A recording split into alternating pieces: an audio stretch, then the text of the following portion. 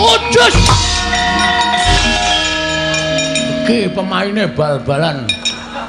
Main bal-balan dasmu. Apa-apa ditendang, apa-apa ditendang. Kena kandhani ora kowe? Hah? Kena kandhani ora? Aja takon dosa. Klimpangke saka sira kandha warung.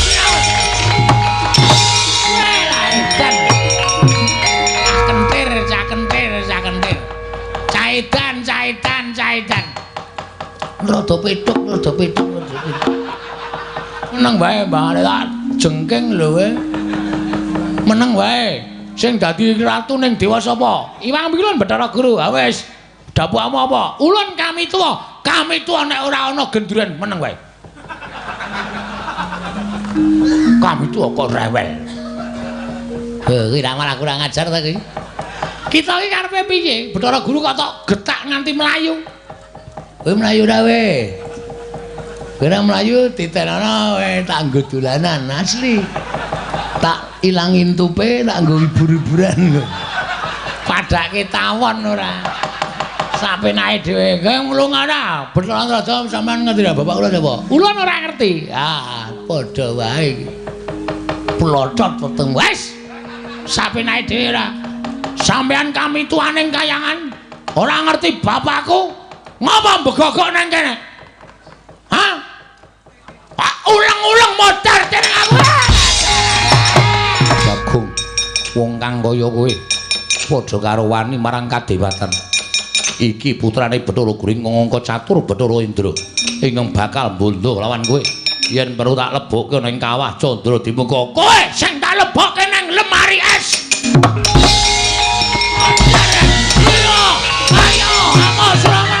Apamu kapan? Gak kayangan sepi banget iki. Piye iki? Ora ana wong ping. Tak mlebu ning Karang Kawidodaren apa ya? Sempatan iki. Ya iki mau widodari lagi adus. Arep menek wit.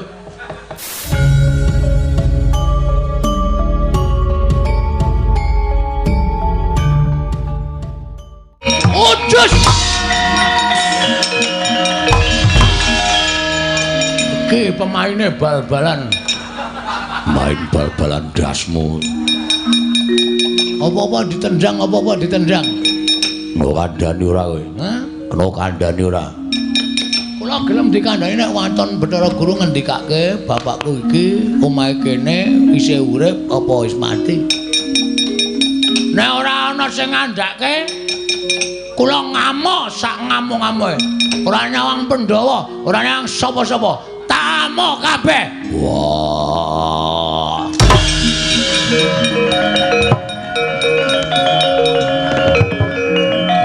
Budar. Mumet.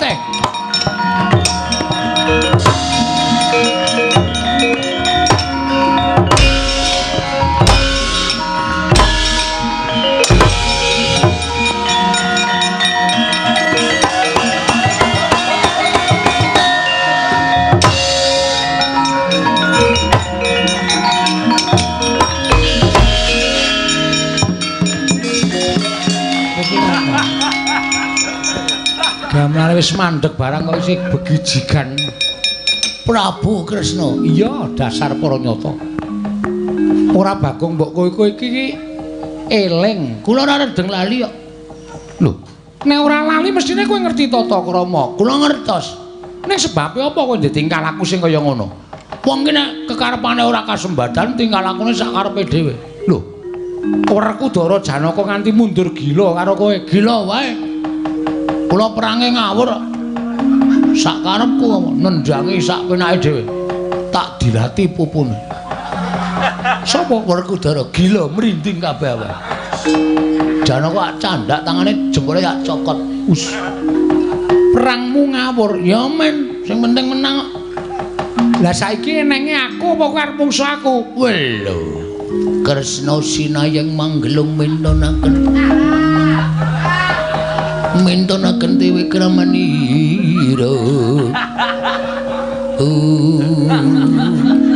Ora guyu, aku ora guyu.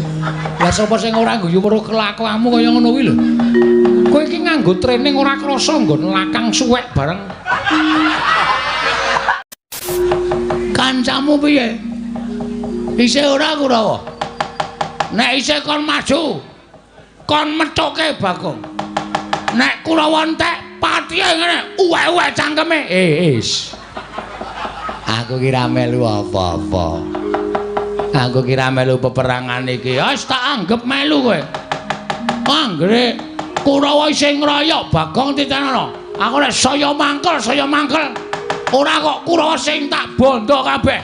Ning klebu ratu Ngastina melu tak bondo legane ngatiku. Weh, lha iki wasan.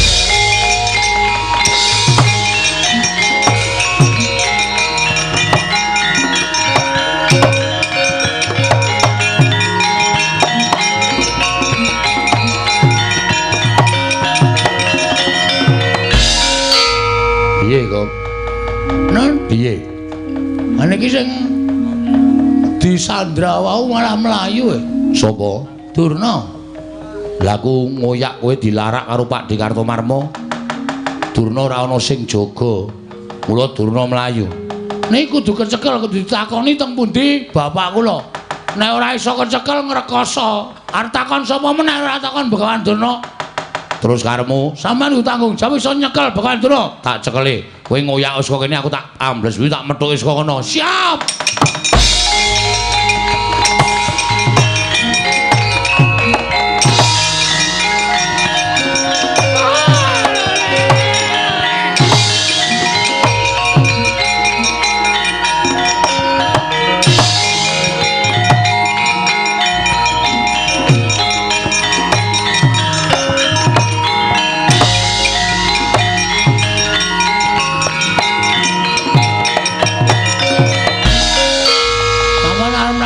Mbah. Kula niku menjane mung arep takon karo sampean, mawang sulan. Nek sampean ora iso wangsulan, sampean kudu lunga saka negara Ngastina. Wis niku mawon titik. Syarate mung niku mawon. Ora werna-werna. Bagong, aku kuwi ora ngerti tenan ya, Bagong. Kowe iki ya aneh kok takon karo aku, wong nyatane uripe iki dhisik kowe karo Begawan Durna kok dadi kowe takon aku. Ora ana jamal mek ngerti aku kok ngerti karo wong tuamu ki sejatine sapa iki aku ora ngerti. Sampeyan niku dadi pendhita sing ampuh. Nggih. Mula sampeyan kudu bloko. Aku ora percaya sampeyan ora ngerti. Mula sampeyan kudu bloko kalih kula nek sampeyan tetep ngandhake ora ngerti, aku ora trima tenan. Bagong aja, Bagong. Ora iso. Wah, candala bondo, lebake pakun jalan, pakake macan. Jane ora mlayu.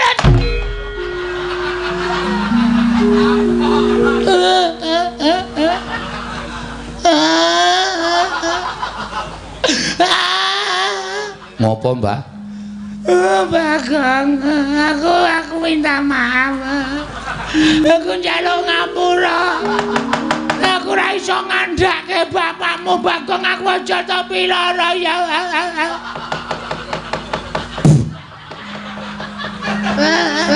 Cangkemku leboni walang. Njaluk ngapura ya, Bagong.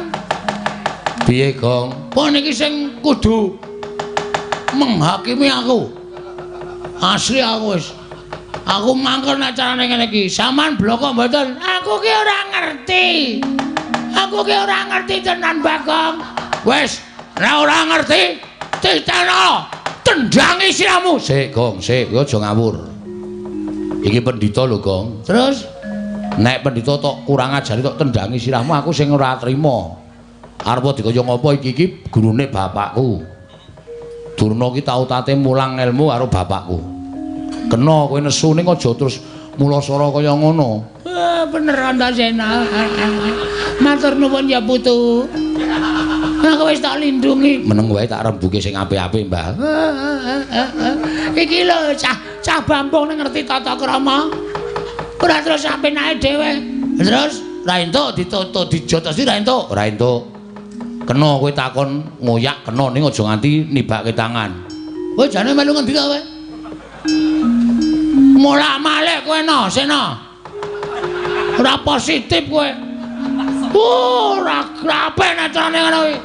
Mau ngewangi aku saiki mengewangi Durna. Aku ngewangi Durna iki Mergo Durna kuwi gurune bapakku. Nek kowe arep gendak sira karo Begawan Durna aku ora ngiklaske. Kena kowe ngoyak nganggo rembug ning aja terus bengok-bengok kaya ngene iki luwih-luwih kowe arep jemparani karo Bapa Durna Hyang Durna. Aku ora ngiklaske. Iya, ketok gedhamu saiki. Ketok lorekmu kowe. Kowe ketok ngewangi aku nek jatine kowe ngemuli karo Begawan Durna. Ora masalah. Ora masalah. Kowe ngeman karo mbahmu ora masalah. Ning aku saiki iso nitik. Aten-atene Antasena kaya ngapa? Njaba karo jerone wis beda. Cangkemmu sing apik lho, Gong. Sing apik lho, Gong. Cangkemmu kowe. Lho. Wani karo aku. Meng perkara Durna lho iki. Meng perkara Kumbayana. Kok dadi awake dhewe nganti geger kaya ngene iki. Padahal mau sing ngakon kowe. Ndara Antasena kula kepengin takon teng pundi dununge bapak kula. Ayo tak terkira nek Durna. Takon Durna nek Durna ora iso ditakoni ra wangsulan jotosi wong loro. Mau omongane sapa ngono kuwi? Iki tak rekam ning HP lho. Lho. Isih tak rekam ning HP-ku. Aku saiki kowe nutupi karo Begawan Durna. Wes aku nek kowe jotosi Durna aku ora entuk. Aku arep nekat. Nek kowe nekat, saiki wis beda perkarane. Beda perkarane? Ora aku ngewangi kowe, aku ngewangi Begawan Durna. Motar kowe, motar kowe. Arep ngapa kowe? Sepelekke ora. Arep kaya ngene iki akeh wong belani, akeh wong tresna. Mula saiki kowe arep ngapa? Kowe arep bantu arep Begawan Durna? Kowe arep ngrincong sikile Begawan Durna. Ayo, bandanan aku. Konangan putuku Antasena lebur tumpur tanpa dadi. Weh, gleleng iki saiki. Wah, suarane terus kaya nyewa sound system ya. Bengok-bengok sak penake dhewe. Apa dikira aku wedi, Mbah? Dume sampean diwangi Ndara Antasena, aku wedi karo kowe. Gong, kena kandhane ora? Ora. Lho, ora basa. Ora basa ora apa. Aku wis nekat tenan ya. Mati nang ora wujute ya. Bambane bali doyak-oyak bang plecet. Wong modar nek kene mbok ya wis. Nek kono kowe ora kena tak kandhani. Ora, bakal ora kandhani. Antasena. Nek bakal ora kena dikandhani. Pateni wae. Gunane apa duwe abdi jenenge Bagong? Oh, cangkeme elek ta iki. Cangkeme elek iki pendhita kaya ngono iki. Wah, lambene jan senengane nglincipi carang papak. Nglincipi perkara. Wis saiki kowe keleren ora? Ora. Ning aja ngantemi Begawan Durna, tetep tak jotosi. Nek kowe jotosi Begawan Durna, mungsuhe aku. Aku ora wedi karo sapa-sapa. Nek wis kaya ngene iki aku wis nekat tenan. Nek ngono kowe wani tenan karo Antasena. Sing tak wedeni apamu? Iki mergane. Ayo, bangga tayoni negane ngati.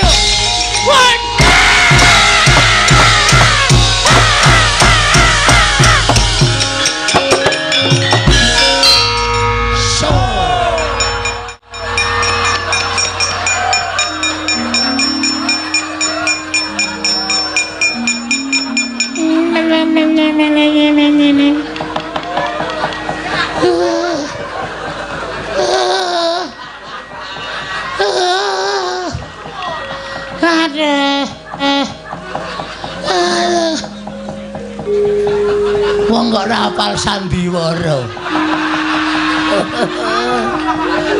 Modar wae. Tonjo nganti mlengkung.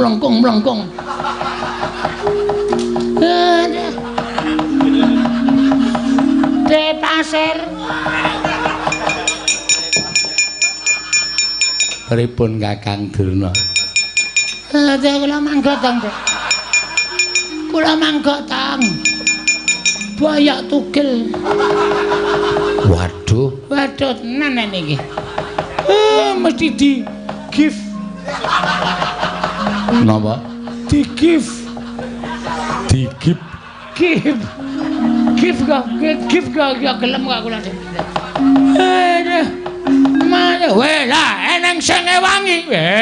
Lah tak wong mlayu ketiwanan.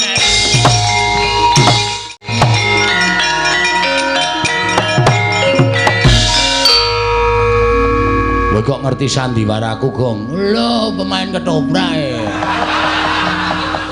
Aku wis paham sampean kedap-kedip mripate. Lah wis oke. Ini jak prahmen iki. Kok Durna kok ya ora sadar. Dek gleleng banget.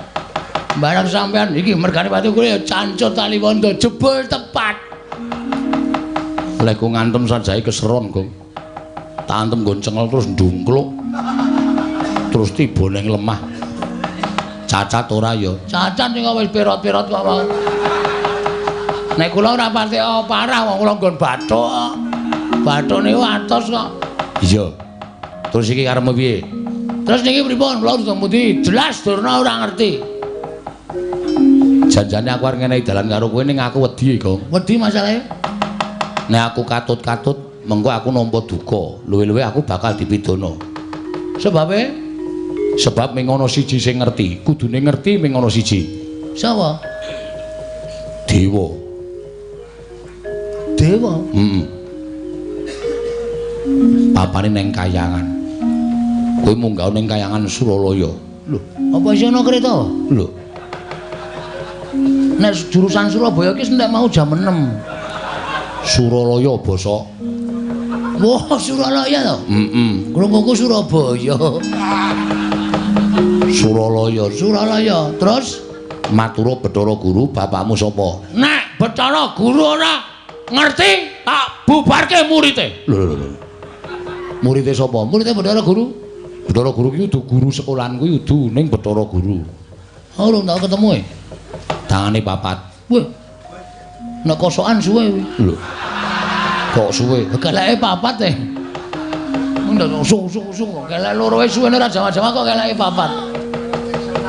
Kuwi Kayangan ana kene takon, Bu Kulun, kula nyuwun prisa bapak kula sinten? Nek Bathara Guru ora ngerti, amuk. Kowe kok seneng banget nek ngajani aku elek kowe. Lah arep ngopo nek ora ngerti arep ngopo? Nek aku modar seneng. Iki meng titahe. Dewa ki wong sing nguasani Kayangane. Titah kaya aku nek nyawang karo kowe iki titah sing kena lara lumbeting pati. Maksude? Iso lara ning ora iso tekaning pati. Wah, malah rekoso lho kuwi. Nek upama lara nganti lara banget aduh mongko ora mudar-mudar malah kesiksa lho. Mbok kata-kata kuwi dilangi wae. Ora kena lara, ora kena pati, ngono malah penak.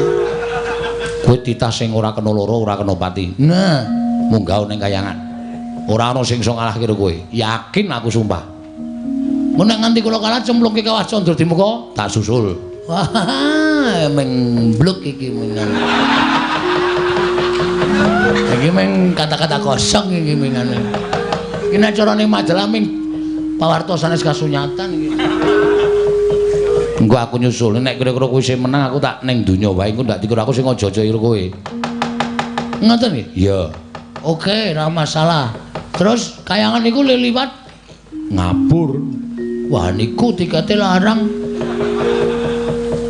Mabur piye carane kowe anake Semar? Ning nganti ra iso mabur percuma. Ala dene kuwi anake Semar, anak angkate Semar, anu golek karo bapakmu sing tenanan ming mabur kok ora iso. Oke. Mang tonton Den. Wadake. Arep ngopo kowe? Matek aji. Tekan Kayangan. Ya muga-muga ora temangsang. Mabur kok temangsang. Ora nganggo kendali rak mabur.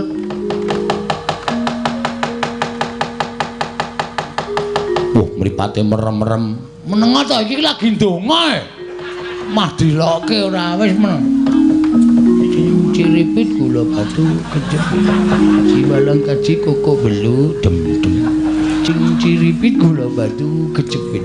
Jiwalang kaji koko belu dem-dem. Ciripit gula batu kejepit. Jiwalang kaji koko gelu dem-dem. Ciripit gula batu kejepit. Jiwalang kaji koko belu dem-dem. Ciripit gula batu kejepit. Jiwalang kaji koko belu dem-dem. Misra ta? Wis munggah e. Nelemu nganggo aji-aji kaya ngono kuwi tekan Kayangan sesuk malam Minggu. Bus ngono. Ora duwe. Nang madhep rono. Nang ya, Kang. Tak suwun terus sing gawe jagat tak tendang baka muska kene. Aja pati-pati tiba nek ora tiba Kayangan. Siap.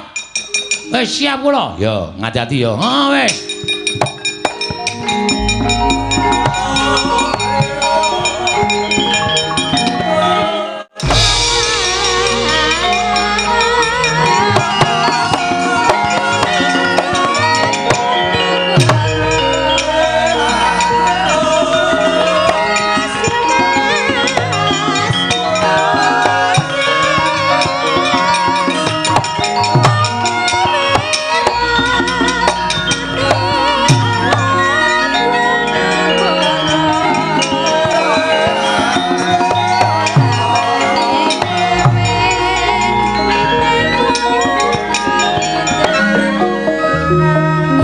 dedenceng dencengan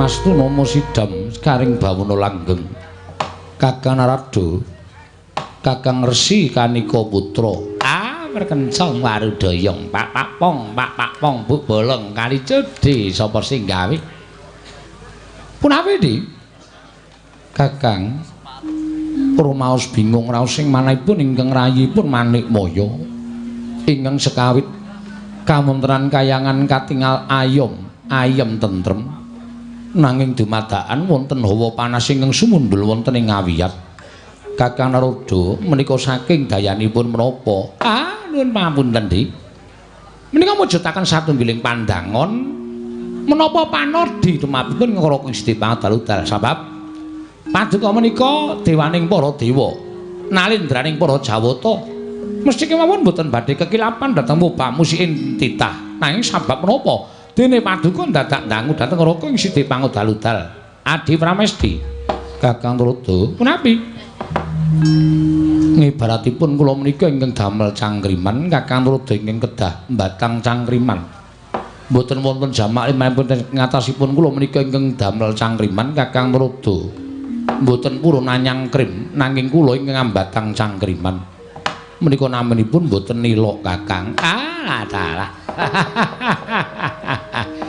inggih menawi kula mekaten kula namung badhe munjatung sapa paduka Adi Pramesti Bathara Guru sejatosipun kayangan menika mboten wonten lemah sangar kayu waeng pandhita malih tinggal menawa dene wujuting satriya ingkang seleh kasatriyanipun tuwin ambrahmana menika babar pisan mboten namung mugi andhatosna ing kawuningal bila jagat geger menika dipun sababaken namung tingkah lampahipun titah pujangkara ingkang mboten gadhahi derajat tuwin mboten badhahi kaluhuran wonten ing ngarsa paduka Adi Pramesti Bathara Guru namung titah menika kawula alit nanging nadyan kawula alit kawasa akarya gara-garaning kayiwangan lan mugi andhatosna ing kawuningal menawi Adi Pramesti Bathara Guru menika mangke boten limpat boten pinter anggenipun ngungkap dhateng lampaning jagat tartemtu badhe ngembet utawi dabe malembar wonten ing kayiwangan Suralaya mriki lho Di menika ingkang dados kuwatos sing manahipun Raka Gusti Pangaludal Adi Pramesti Bathara Guru rikat lampahing rata tanpa antara prateng sukuning argaram kang tumingal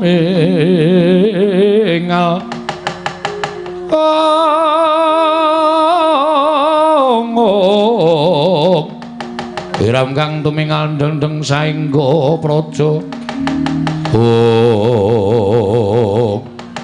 dereng ngantos paripurna membal wacana kasara ingkang wantun minggah wonten ing Bali Martya Kundha Manik nenggat majanipun Kelurahan Semar Kelurahan Bagong nyerpepeh pindha sata meterang karya kagiat kang samya mulat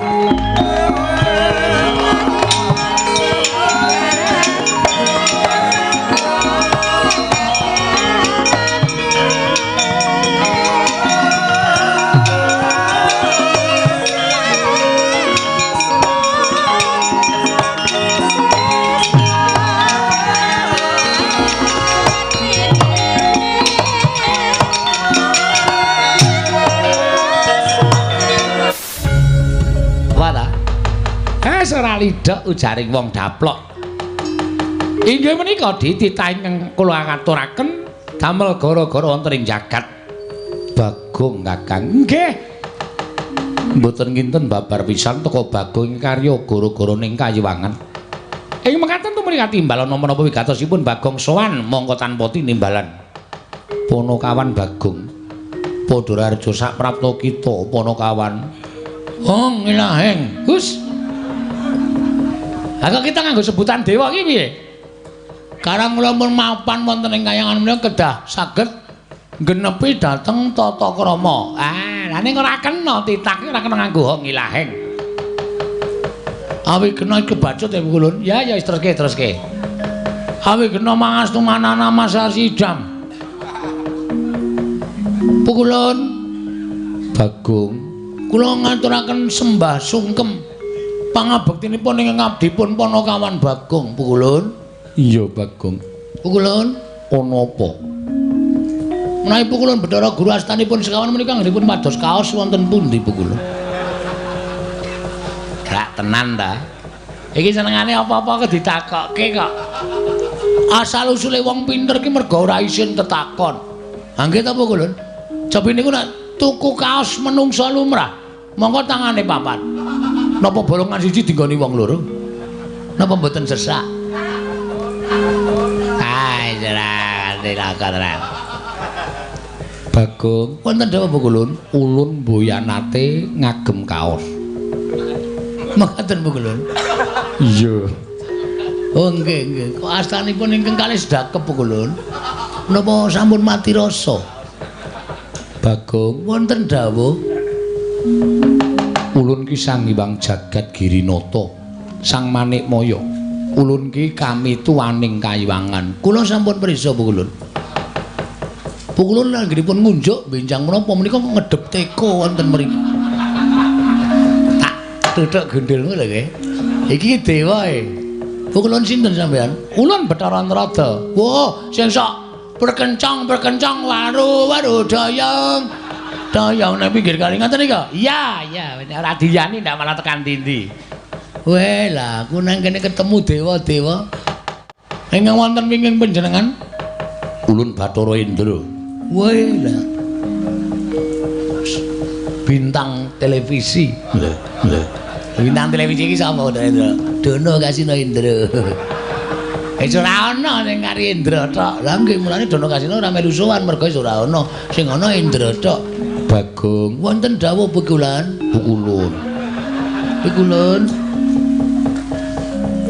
Apa wigatine dene kita suwana ning Abyantara Ulun?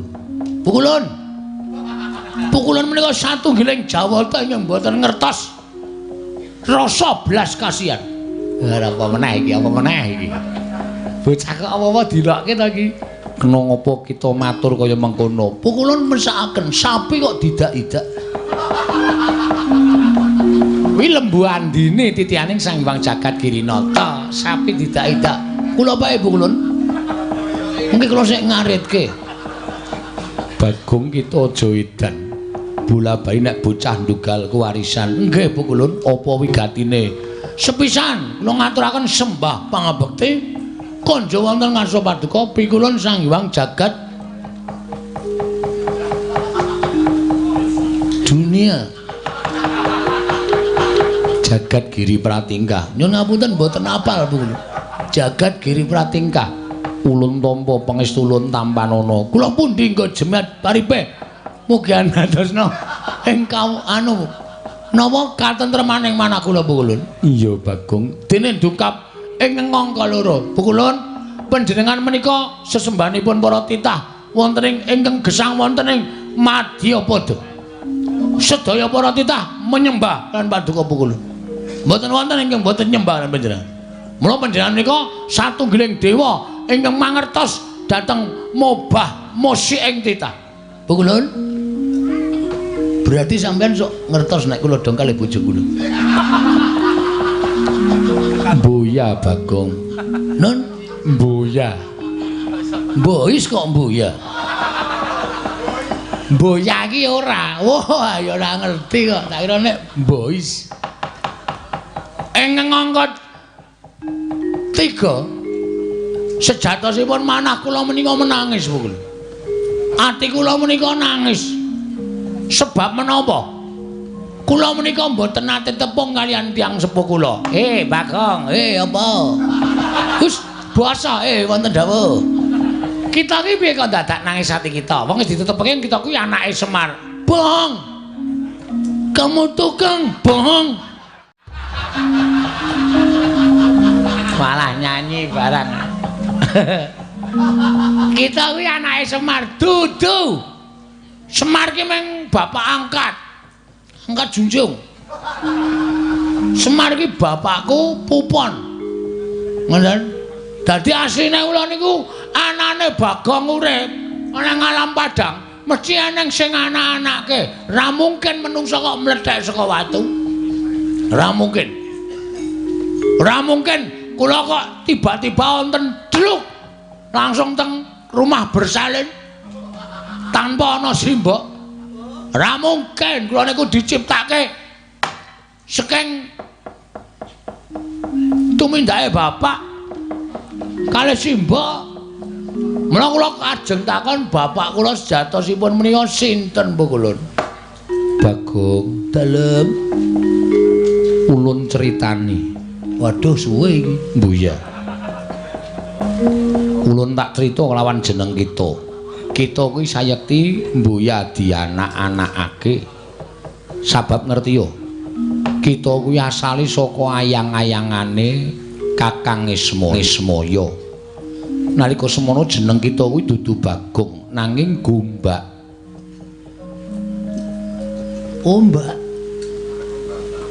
Gombak dengkulmu kuwi ora. Satemene kita kuwi tuwa dhewe tinimbang Petruk karo Garing. Nanging gandeng kabeh mau pinesti kita tumuli dadi nom. Sing dituwake Garing karo Petruk.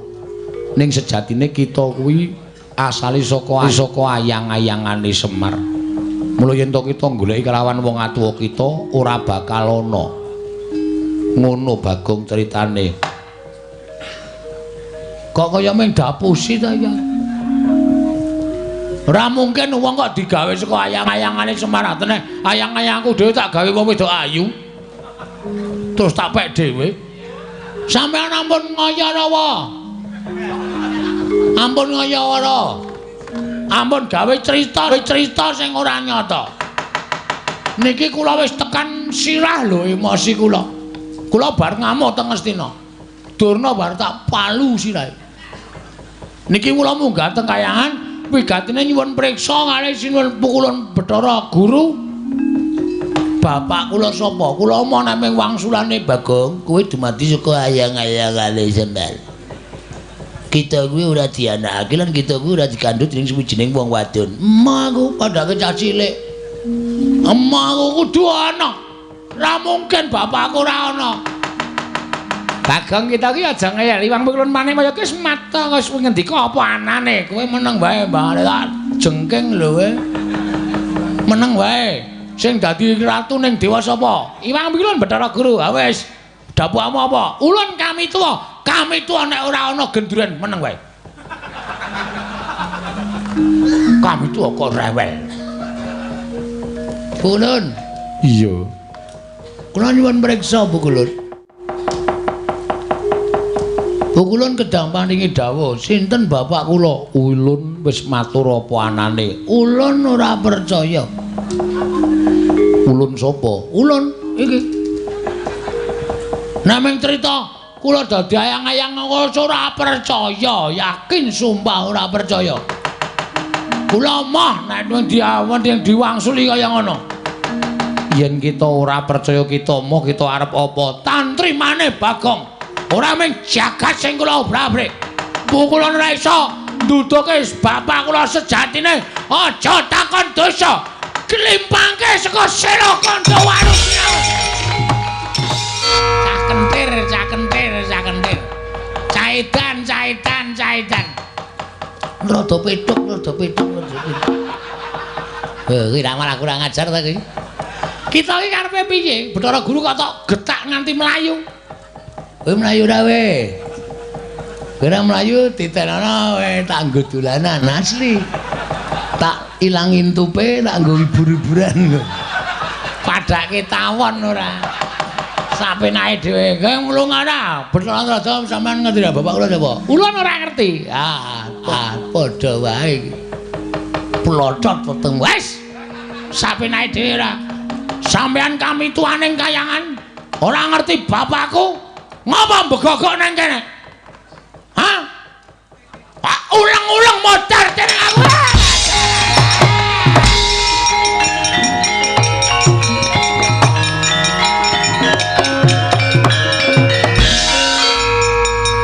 Bagong, wong kang kaya kowe padha karo wani marang kadewatan. Iki putrane Bathara Guru ngangka catur Bathara Indra ingkang bakal bondo lawan kowe. yen perlu tak lebokke ning kawah Candra Dimuka. Kowe sing tak lebokke nang lemari es.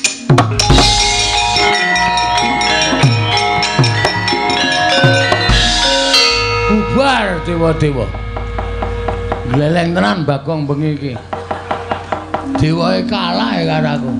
Bathara Guru tak getak langsung mlayu saka Sela Kanda Waru Binangun. Bathara Antrada ndelik Indra numpak mobil jeep. Langsung lunga. Apamu kapan? Gak kayangan sepi banget iki. Piye iki? Ora ana wong kuwi. Tak mlebu ning Karang Kawidodaren apa ya?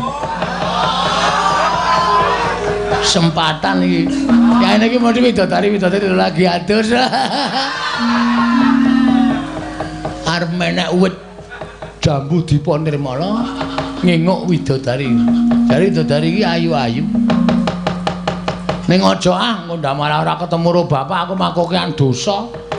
Nduk goleki bapak ora ketemu malah niatku malah elek nginjen para widodari-widodari. Tak oyahe Bathara Guru. Kowe iku nek ora takon sapa meneh paling dhuwur ya mung Bathara Guru kok. Lho Guru. Iki murid wis mlumpa. Kowe arep mulang ora? Malah mlayu-mlayu. Hei. Omar Bakre. Jan wis nek ora ngono Bathara Guru, ayo aku ki takon tenan ora sampe ngawus dhewe.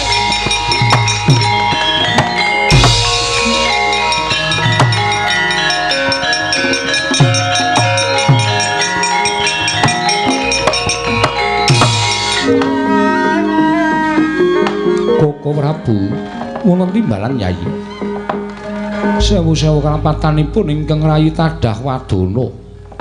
Dene sawetawis paduka Kanjeng Koko Prabu kepareng lenggah wonten ing Praja Ngamarta nanging dereng nampi dhateng aturipun ingkang rayi Ngamarta. Ih, mboten dados menapa Yayi mbok menawi wonten bab ingkang kapenggalih dening paduka Yayi Prabu saengga jengandika supe anggen paduka sampun kepareng lenggah dampar negari Ngamarta.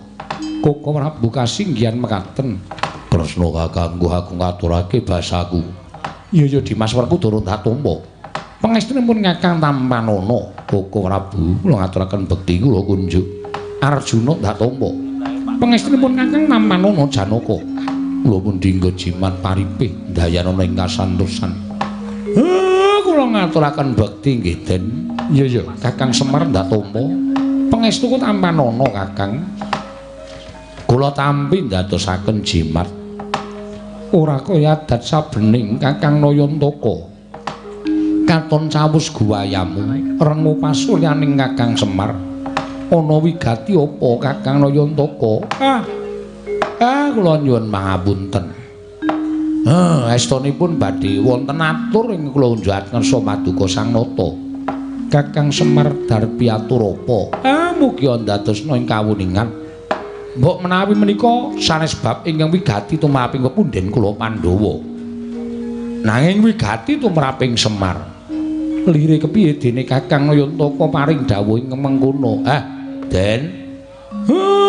Anak kula Bagong nilar griyanipun. Mongko niki wau mboten tumut gara-gara.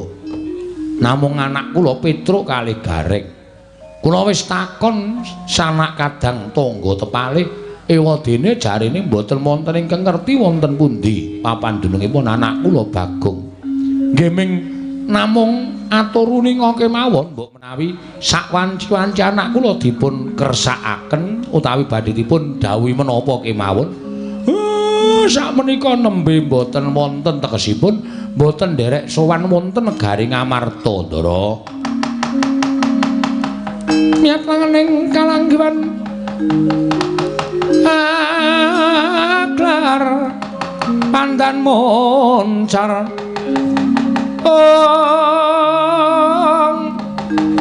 tinon lir kekonang sumsara tetahan padang kasoran bacaring purnaming gegono dasari mangsa katiga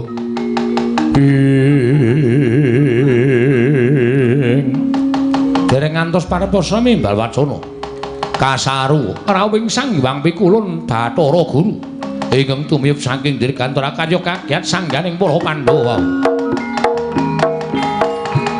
Lang-lang ing dia mangungkung ganduan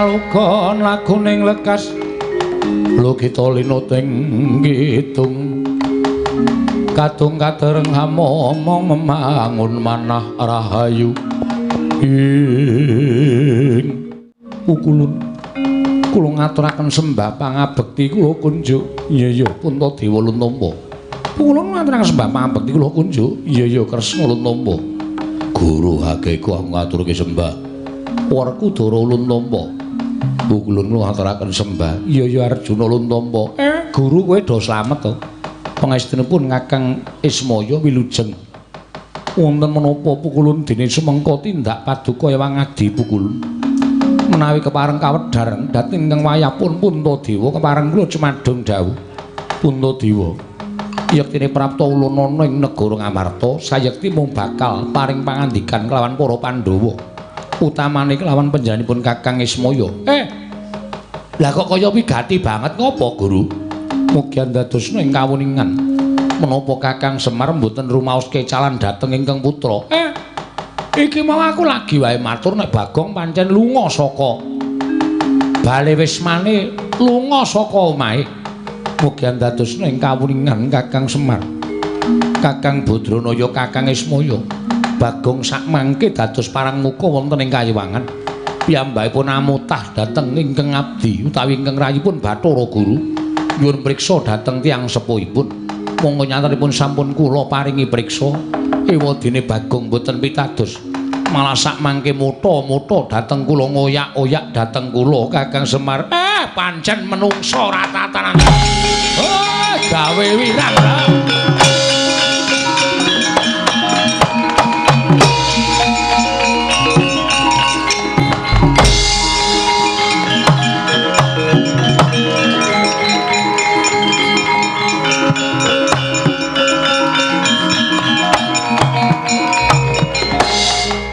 Puntadewa wonten timbalan ing adhau mengkono mungguh kang dadi pangandika ulun kelawan sira kulup mboten ngene ulun lha mriyen lah kok teko Bagong malah samangke dados geger wonten ing kayiwangan ngantos paduka Hyang Adi Pukulun keplajar saking kayiwangan Kresna ulun njaluk tulung ndakno kamur kaning Bagong aja gawe isi ning kayiwangan mongso boronggon kita mulbawasa kelawan Ponokawan Bagong non ngestaken dawuh kula nyuwun pamit Pukulun kepareng lenggah langrumiyin wonten negari Ngamarta iya Narayana ulun kang bakal lenggah sawetara ning negara Ngamarta Kresna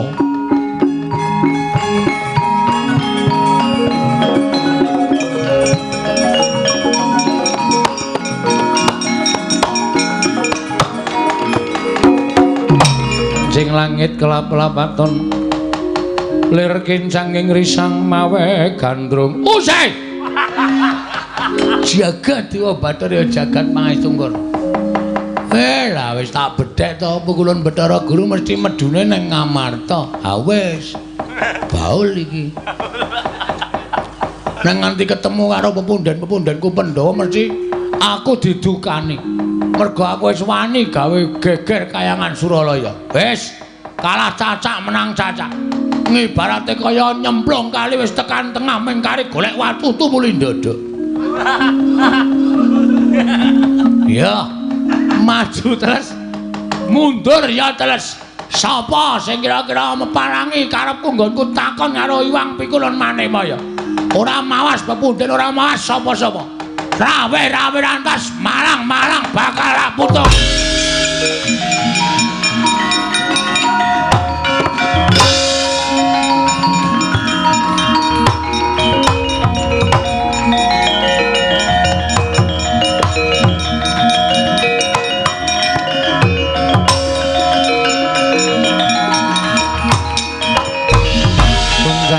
Sing langit kelap-lapaton lir kincanging risang mawe gandrung Bagong dalem bojo kaya ngono patrapmu kowe iki wis tuwa Bagong nggih wis tuwa semene bocah nek ngentek-entekke kempongan mula kowe manuta karo aku pripun apa kang dingendikake Wang Pikulun Manikmaya mau sanyata bener Bagong aja nganti gawe wiranging pepundhenmu Pandhawa pakarti ing kaya mengkono mau.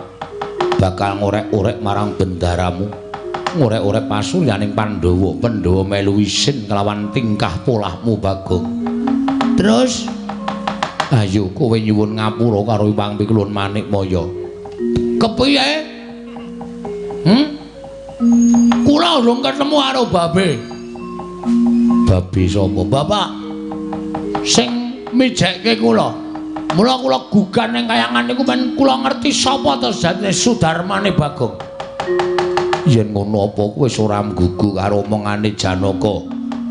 Mboten perkara kula ora nggugu, sampeyan ampun tumut-tumut perkara niki to, Den. Nek sampeyan melu-melu perkara niki mengke kriwikan dadi grojogan, geguyon dadi tangisan. Napa sampeyan ora isin diwaneni karo Bagong? Bagong. Yen pancen ora kena tak kandhani.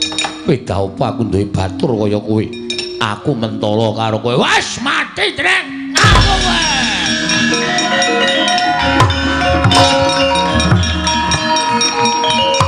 Ujus. Iki pemaine bal-balan. Main bal-balan dasmu. Apa-apa ditendang, apa-apa ditendang. Ora kandhani ora kowe. Hah? Kena kandhani ora. Kula gelem dikandhani nek wonten Bathara Guru ngendikake bapakku iki omahe kene isih urip apa wis mati. Nek ora ana sing ngandhake kula ngamuk sak ngamuk-ngamuke. Ora nyawang Pandhawa, ora nyawang sapa-sapa. Tamuk kabeh. Wah.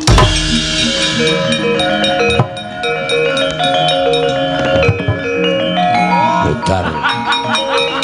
Mumet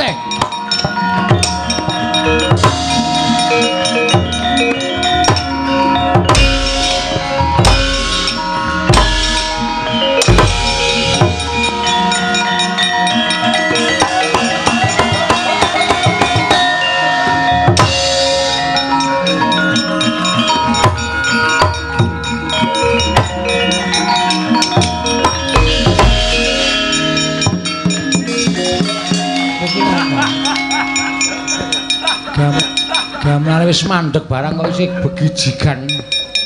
Prabu Kresna. Iya, dasar para nyata.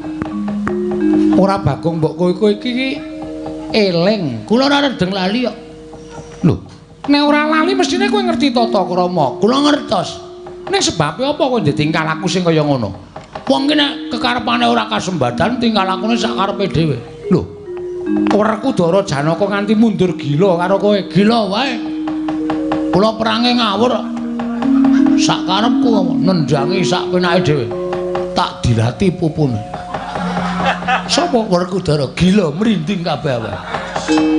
Janaka candak tangane jempole tak cokot. Us. Perangmu ngawur ya men sing penting menang. Lah saiki enenge aku apa kowe arep mungsuh aku? Lho. Kresna sinayang manggelung mintonaken. Mintonaken dewe kramanira. Ora guyu. Aku ora guyu. Lah sapa sing ora guyu weruh kelakuanmu kaya ngono kuwi lho. Kowe iki nganggo training ora krasa nggon lakang suwek bareng. Mula kok tak nggo mlayu kok surane tuk. Ben, arep suwek kabeh mbok ben. Ora lega senengan iku nek nganti ora ketemu karo bapakku. Wani karo aku. Sing tak wedeni apamu? Wani tenan, mati dening aku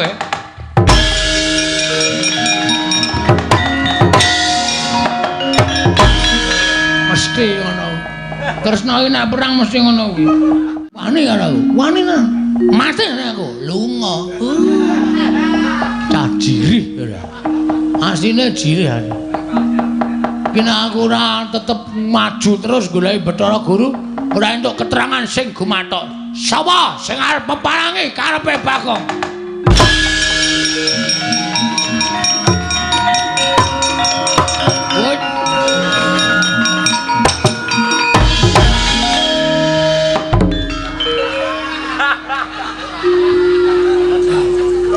Ketemu dukuwe.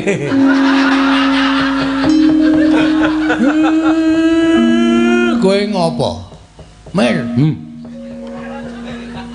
Aku tak takon kowe, Mil. Ora duwe anakmu to? Anakku Ragil. Bohong. Kamu tukang bohong. Ngapusi kowe. Kowe wong tuwa ning lambene elek kok. Ngapusi aku duwe anakmu. Petruk gareng kaya duwe anakmu, kaya anak angkat. Aku ya anak angkat. Lah, terus kowe ngopo kok ngamuk nang kayangan? Goleki bapak. Bapakku sing sak tenane. Bapakmu ki asline tukang becak. Ditinggal ning kidul stasiun Tugu. Terus tak temu. Wah, tapok ngiwonengen lho, Men. Wong tuwa ora tatanan kowe. Hah? Pokoke aku kudu goleki bapakku. Lah ora ketemu karo bapakku, Bathara Guru ora wangun dadi nalendraning para dewa. Kowe wani karo aku. Sing tak wedeni apamu? Buenke sumo iki, Mbak. Lemu mungsuh lemu iki. Sepatane modar. Sepatane ngrekoso uripmu. Ora satara sepatane aku ket biyen wis ngrekoso uripe. Aku wis ketula-tula. Ayo, tak duduke apa ora? Ora tak duduke tak amuk tenan. Asli aku ora goro. Ora duduke titenono. Aku sing ora nrimake. Gong, kowe iki bocah kok arep wani karo wis ora iya. Pokoke luweh. Mati dening aku kowe. Wen.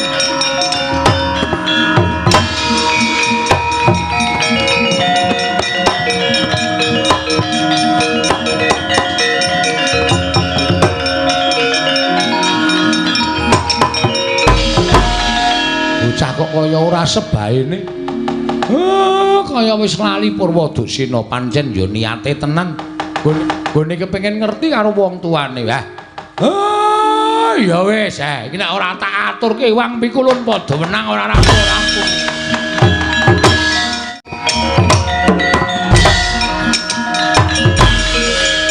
Ngopo kowe wedi karo aku kok ngejak cah cilik? Kula iki nyuwunaken pangapunten. Oyane ngopo kowe? Engko setengah 6 tangi adus terus nata jadwal sekolah. Kayane kok kelitian. Bagong. Malah neranyak. Lek apa piye? Apa siwa?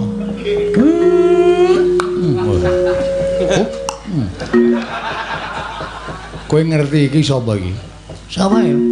Pukulun Sang Hyang Menang. Hah? Pukulun Sang Hyang Menang. Aduh, Pukulun. Kula nyuwun pangapunten Pukulun.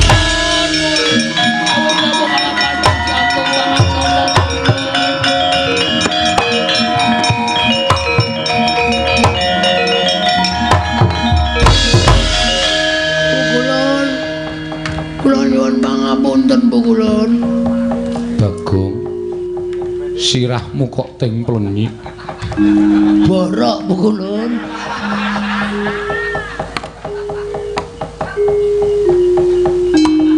Oh, dilapke cangkem Pukulun. Iya.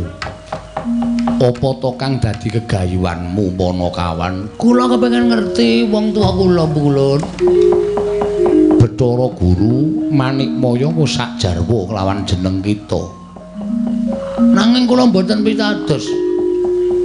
Mila kula kepengin sanget astunipun pinanggihan paduka Pukulun. Supados Pukulun paring palidamar dhateng kula Pukulun. Bapak kula sedatinipun sinten Pukulun? Bapak angkat kita kuwi Semar. Nggih kula percaya. Ngene, ulun critani. Pripun Pukulun? Sawijining dina Ora. Mundura nggon kita tenguk. Nggih Pukulun. Abab kita ambune ora. Wong mambu kok malah disubal-ubal. Nalika Semar mudhun ana ing jagat, Semar durung darbi ruwak. Tumuli Semar sowan maneh marang Kayiwangen. Nalika semono pancen ingkang nampa dudu kok Manikmaya, nanging wong atuwaning Semar ya kuwi eyang kita. Eyang kula? Iya. Sang Hyang Tunggal.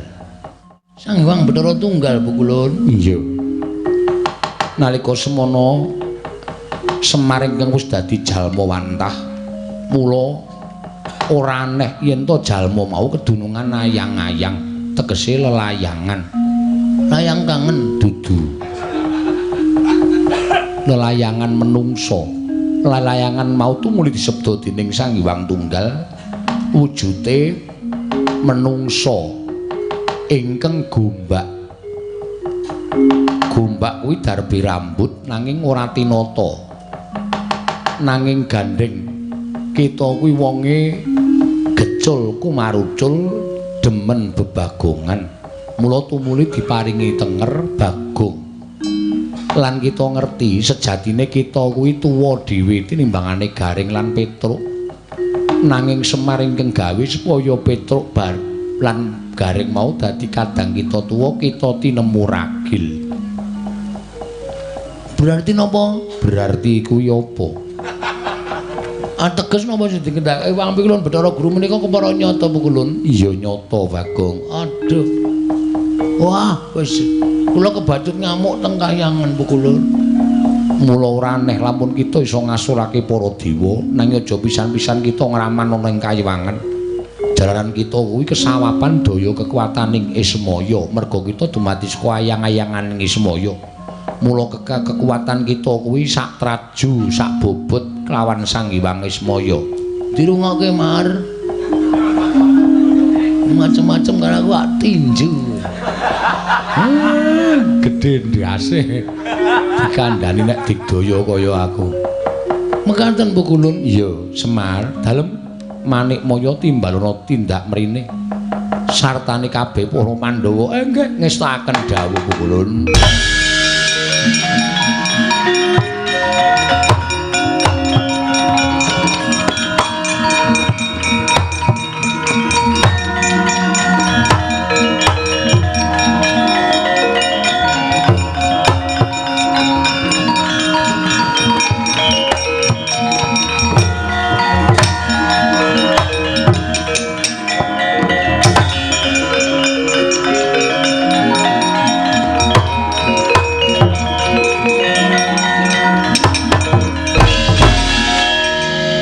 Kaya apa ceblenge nang? Sapa to? Ceblenge nang kene apa? Kula kok lunga saka omah. Pukulun. Iya piye? Kula nyuwun gungan bareng Pukulun. Ulun parengake Bagong. Kula nyuwun pejahipun Petruk kali Gareng Pukulun. Kowe iki ngopo? Kowe iki ngopo, Gong? Ora ana wong salah kok. Wong nek aku cebleng kok. Kowe iki nek ngerti critane Pukulun Sang Hyang Bathara Wenang, kowe mesti karo aku gila. Aku kedadian saka ayang-ayangane Bapak Semar. Mula kekuatanku sak traju sak bobot karo Bapak Semar. Muni ana. Hah? Sebdake kahutangmu. Wis. Hah? Wis. bapakmu kapan? Kita wis marem. Sampun Bu Kulun, sampun marem sanget Bu Kulun. Yo, yen wis marem nyuwuna pangapura kalawan Manikmaya. Bu Kulun Manikmaya, Bagong ana apa? Kula nyuwun pangapunten nggih Bu Kulun. Ya Bagong ora dadi ngopo. Kita ngamuk ana ing kayiwangan ulun paring pangapura. Matur sembah. Kula methek jambu dipunirmana kalih Bu Kulun. Bakal kita gunake apa ajeng kula tandur teng omah. Supaya iso dadi trana daharaning Bagong menika jambu dipunirmana. Kali jambu kluthuk Bu Kulun. Iya Bagong sak karep kita. Wis kanthi kaya mengkono ulun kundur makayangan. Bagong aja gawe geger meneh, kita wis marem. Sampun Bu Kulun, yen kita durung marem ulun medhun meneh. Kita ulun paringi pidana. Mboten Bu Kulun, sampun cekap semanten kemawon Bu Kulun. Mboten ajeng macem-macem Bu Kulun. Kula pun kapok temenanan Bu Kulun. Iya, ulun kundur makayangan bareng lawan Manikmaya. Ayo Bathara Guru, monggo Bu Kulun kula dherekaken.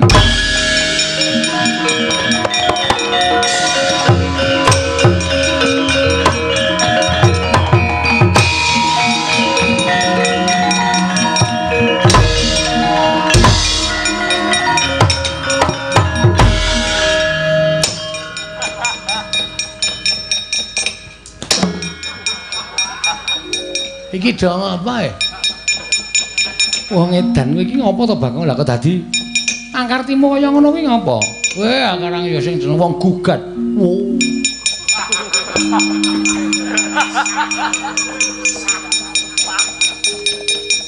Nane men kepengin ngerti bapak kula saka jebul asline bapak kula ya niki. Iya. Mung dumadi saka ayang-ayang. Iya. Pun trima kula. Wis ora masalah. Nganti wit sore gawe geger kok entek-entekane ming didongke ngono kok wis lah mau ora wis dinaene ngerti karo Bathara Guru kok isih mesa ora trima karang sing kula ajam niku Pukulun Sang Hyang Bathara tenang menang kok tenang oh tenang tenan lemu banget kok ora oh babi glundung kaya ngono iya mugi-mugi sedaya kalising sambikala. Kula sampun ngestokaken dawuh. Bagong pun padhang pikire mugi-mugi sesuk ora gawe masalah melih. Nggih Pukulun maca. Nggih Bapak Semar ngestokaken dawuh.